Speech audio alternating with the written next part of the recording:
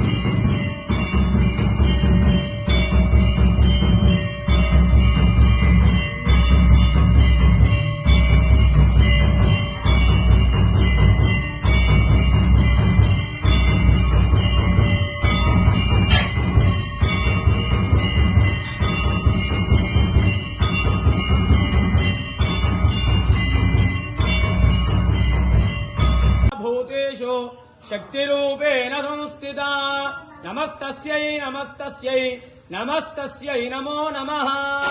శ్రీ ఏడుపాయల వనదుర్గా భవానీ దేవస్థానం తెలంగాణ రాష్ట్రంలోనే ఎంతో ప్రసిద్ధమైనటువంటి క్షేత్రము ఏడుపాయలు. ఇక్కడ వనదుర్గా అమ్మవారు స్వయంభూగా వెలిసినటువంటి తల్లి. మరి ఆషాఢ మాసాన్ని పురస్కరించుకొని 3వ ఆదివారము ఈరోజు విశేషంగా అమ్మవారికి అనేక ఫలాలతో అలంకరించడం జరిగింది. సర్వవాంఛా ఫల ప్రదాయిని అమ్మవారు. ఫలము అంటే కోరిక.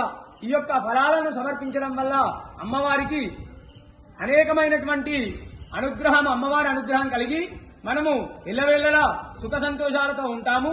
ఈ యొక్క అలంకరణలో ఉన్నటువంటి అమ్మవారిని దర్శించుకోవడం వల్ల ముఖ్యంగా సంతానం లేని వారికి సంతాన సౌఖ్యం కలుగుతుంది.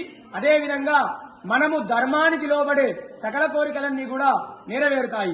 ఉదయం నుండే కూడా భక్తుల రద్దీ అధికంగా ఉంది. మరి తెలంగాణ రాష్ట్రం నుండే కాకుండా ఆంధ్రప్రదేశ్, కర్ణాటక, మహారాష్ట్ర, ఇతర రాష్ట్రాల నుండి కూడా భక్తులు అధిక సంఖ్యలో వచ్చి అమ్మవారిని దర్శించుకుంటున్నారు.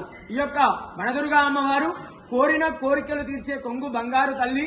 ఈ యొక్క ఫల అలంకరణలో ఉన్నటువంటి అమ్మవారిని దర్శించుకోవడం వల్ల అనేకమైనటువంటి సమస్త కోరికలు నెరవేరుతాయి. వనదుర్గా మాతాకి జై.